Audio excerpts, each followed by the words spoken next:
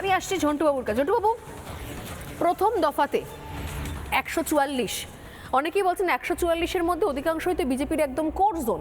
উত্তরবঙ্গ রয়েছে, রাঢ়বঙ্গ রয়েছে। সেই 144 দেখেই মমতা বন্দ্যোপাধ্যায় ঘাবড়ে গিয়ে একটা আত্মঘাতী গোল করে ফেললেন, সিদ্ধান্ত নিয়ে ফেললেন। না হলে একের পর এক আমি দেখতে পাচ্ছি যে কেন্দ্রগুলো নিয়ে ভয়ঙ্কর বিক্ষোভ চলছে, এগুলোতে এমনি হাত থেকে বেরিয়ে যাচ্ছে। কারণ বিজেপিকে দরকার নেই, তৃণমূলকে হারানোর জন্য তৃণমূলই যথেষ্ট। দুটো জিনিস, বিজেপির প্রথম তালিকা অর্থাৎ সমাজের সব স্তরে সবার প্রতিনিধিত্বের যে প্রশ্নে একটা স্টাডি তুমি বলেছিলে, পিছন দরজায় দীর্ঘ ক্যালকুলেশন করে বাংলার মাটি, বাংলার সংস্কৃতি, বাংলার সাথে অন্তরঙ্গ বাঙালি, যেটা তৃণমূলের 15 বছরের ইতিহাস এই শাসনকালে নেই। সেই জায়গায় সেই এসএন যেমন একটা কাজ করেছিল মমতা ব্যানার্জির মনস্তাত্ত্বিক জায়গায়। দ্বিতীয়, তুমি যদি এই 15 বছরের তৃণমূলের রাজত্বকালটা দেখো, দলটা কিন্তু গ্র্যাজুয়ালি শুধু নামেই মা মাটি মানুষ থেকেছে, কিন্তু মা মাটি মানুষের থেকে দূরত্ব বজিয়েছে এবং মাঝখানে ঢুকেছে এজেন্সি রাজত্ব। যখনই তুমি জনপ্রতিনিধিরা তাদের মাঝখানে মার্কেটিং সংস্থাকে ঢুকিয়ে দেয়, একদম তখন কিন্তু মানুষের হৃদয়ঙ্গ প্রচুর পরিমাণে সেলিব্রিটি নির্ভরতা। একদম আপনি একদম সঠিক পয়েন্টে বলছেন। বিজেপি যদি তুলনা করা যায়, সেখানে অভিজিৎ গঙ্গোপাধ্যায়ের মতো লোকজনও রয়েছেন, আবার কলিতা মাঝি তার মতো একদম প্রান্তিক, যাকে বলা হয় সর্বহারা প্রান্তিক, সেরকম স্তরের মানুষও কিন্তু এবার টিকিট পেয়েছেন আউশগ্রাম থেকে। এটা তখনই হয় যখন তুমি মানুষের সাথে মিশবে, যেটা পলিটিক্যাল পার্টির প্রথম কোর কন্ডিশন। তৃণমূল কি জনবিচ্ছিন্ন হয়ে গিয়েছে? তুমি তৃণমূল নেত্রী নিজে বলছেন আইপ্যাক, যে একটা দলের যিনি সর্বোচ্চ নেত্রী, তিনি যখন একটা ভোট কৌশলী সংস্থার দপ্তরে ইডি হামলা করলে তিনি গিয়ে সরাসরি ঢোকেন এবং বলেন যে ওরা তৃণমূলের মুখপাত্র, প্রতীক জৈন তৃণমূলের মুখপাত্র। তুমি দেখো আর্কাইভ খুলে, তিনি স্টেটমেন্ট দিয়েছিলেন। আজকে প্রশ্নটা হলো মানুষের থেকে কিন্তু জনবিচ্ছিন্ন মমতা ব্যানার্জি।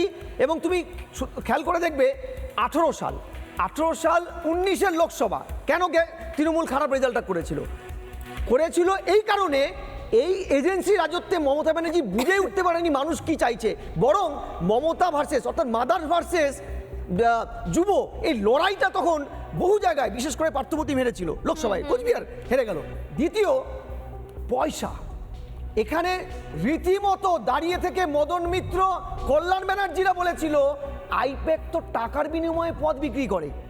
এই যে টাকার বিনিময়ে পদ, আমার কোথাও যেন মনে হচ্ছে এই নাম বাতিলের পিছনে একটা বড় ফ্যাক্টর হতে পারে। কে কত ভেট দিতে পেরেছে, কে কত টাকার বান্ডিল পৌঁছতে পেরেছে। তৃতীয়, মুসলিমরা, আমরা বারবার বলে এসেছি তোষণ শোষণেরই নামান্তর। যে 30% রাজ্যের মুসলিম মমতাকে উজাড় করে ভোট দিয়েছে, সেই মুসলিম কিন্তু পেয়েছে প্রার্থী তৃণমূলের বদান্যতায় মাত্র 15%।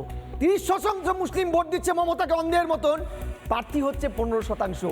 এটার থেকে তো বোঝা যায় মমতা ওদের কোনোদিন উন্নয়ন করতে চাননি, দুধেল গাই করতে চেয়েছেন।